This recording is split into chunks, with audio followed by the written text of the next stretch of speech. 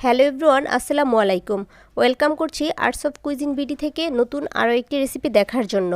আজকে আমি করে দেখাবো বিয়েবাড়ির মতো ঝরঝরে পারফেক্ট জর্দা কিভাবে ঘরেই তৈরি করা যায়। কথা না বাড়িয়ে চলুন চলে যাই মূল রেসিপিতে।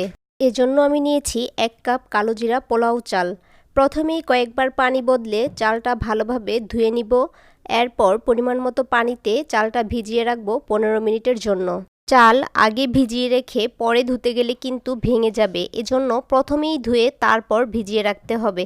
15 মিনিট পর চালটা এভাবে ছেঁকে নিয়েছি। প্রথমেই চালটা সেদ্ধ করে নিব, এজন্য প্যানে একটু বেশি পরিমাণ পানি নিয়েছি। 1 কাপ চালের জন্য আমি পানি নিয়েছি 5 কাপ। এই পানিতেই আমি জর্দার রং মিশিয়ে নিচ্ছি। আমি orange colour organic liquid food colour নিয়েছি 1 চা চামচ। আপনি চাইলে জর্দার যে পাউডার রং পাওয়া যায় সেটাও ব্যবহার করতে পারেন। এখানে রংটা একটু বেশি পরিমাণে ব্যবহার করতে হবে, তবে এটা আপনাকে বুঝে করতে হবে। পানিতে বলক চলে আসছে, এ পর্যায়ে আগে থেকে পানি ঝরিয়ে রাখা চালটা দিয়ে দিব, আর সঙ্গে সঙ্গে একটি চামচ দিয়ে আলতো করে নেড়ে দিতে হবে, না হয় চালটা দলা পেকে যেতে পারে। চালটা আমি সম্পূর্ণভাবে সিদ্ধ করব না, প্রায় 80 থেকে 85% পর্যন্ত সিদ্ধ করে নিব।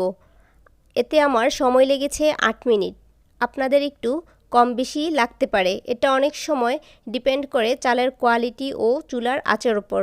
চালটা একটু কেয়ারফুলি সিদ্ধ করতে হবে। এ পর্যায়ে চালটা সম্পূর্ণভাবে সিদ্ধ হয়ে গেলে জর্দা রাইসটা কিন্তু বেশি নরম হয়ে যাবে, আবার কম সিদ্ধ হলে রাইসটা শক্ত হয়ে যাবে, তখন আবার খেতে ভালো লাগবে না।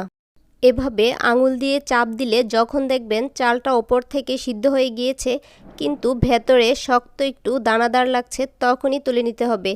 এটা আপনাকে দেখে বুঝে নিতে হবে। হয়ে গিয়েছে, আমি এখন চালনিতে ঢেলে দিব পানি ঝরানোর জন্য। অন্য একটি প্যানে চিনি নিচ্ছি 1 কাপ, পানি 1/3 কাপ, নিচ্ছি ফ্রেশ কমলার রস 1/3 কাপ, এলাচ 3টি, দারচিনি 3 টুকরো, তেজপাতা ছোট 2টি, লং 8 থেকে 10টি। এই রেসিপিতে লং একটু বেশি পরিমাণ ব্যবহার করতে হয়। দিচ্ছি 1 চিমটি লবণ। এখন এটা ফুটে চিনিটা গলে গেলেই এর মাঝে দিয়ে দিব পানি ঝরিয়ে রাখা সেই পোলাও চালটা। চেষ্টা করবেন কমলার ফ্রেশ জুসটা ব্যবহার করতে, এতে করে টেস্ট অনেক বেশি ভালো আসে। বলক চলে আসছে, এই পর্যায়ে দিচ্ছি সিদ্ধ করে রাখা রাইস। 1 কাপ চালের জন্য আমি 1 কাপ চিনি ব্যবহার করেছি, আপনি চাইলে আপনার টেস্ট অনুযায়ী বাড়িয়ে কমিয়ে নিতে পারেন। দিচ্ছি 2 টেবিল চামচ মাল্টা কুচি, দিচ্ছি 2 টেবিল চামচ ঘি। এ পর্যায়ে ঢাকনা ছাড়া জাল করে নিব যতক্ষণ না পর্যন্ত পানিটা রাইসের গায়ে গায়ে শুকিয়ে যাবে। প্রিয় ভিউয়ার্স, আমার রেসিপিগুলো যদি আপনাদের ভালো লাগে তাহলে চ্যানেলটি সাবস্ক্রাইব করে দিবেন আর ভিডিওতে একটি লাইক দিয়ে দিবেন। আপনাদের একটি লাইক আমাদের কাজে আরও উৎসাহ যোগায়। পানিটা শুকিয়ে এসেছে, এ পর্যায়ে কিছু বাদাম আর ড্রাই ফ্রুটস দিয়ে দিব। দিচ্ছি 1 টেবিল চামচ কাঠবাদাম কুচি, 1 টেবিল চামচ কিশমিশ, 1 টেবিল চামচ পেস্তা, 1 টেবিল চামচ মোরব্বা কুচি। হালকা হাতে নেড়েচেড়ে মিশিয়ে নিচ্ছি। রাইসটা এ পর্যায়ে নরম হয়ে গিয়েছে, তাই খুব বেশি নাড়াচাড়া করা যাবে না।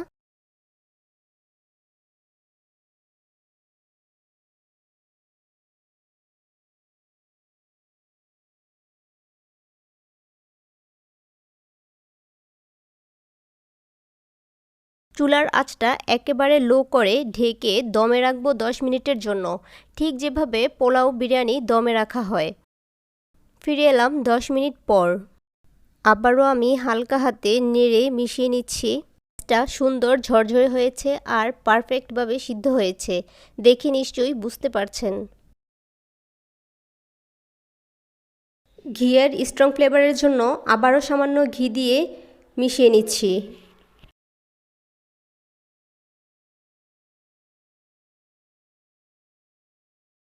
জর্দা রাইসটা সম্পূর্ণভাবে রান্না হয়ে গিয়েছে, একটা সার্ভিং ডিশে সার্ভ করে নিচ্ছি।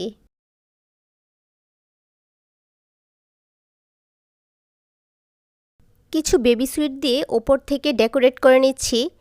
এই বেবি সুইটের রেসিপিটি আমার চ্যানেলে দেয়া আছে, আমি লিঙ্কটা ডেসক্রিপশন বক্সে দিয়ে দিব, আপনারা চাইলে দেখে নিতে পারেন। রেসিপিটি ফলো করে আপনারাও বাসায় ট্রাই করবেন, আশা করছি আপনাদের ভালো লাগবে। সবার সুস্থতা কামনা করে বিদায় নিচ্ছি। আল্লাহ হাফেজ।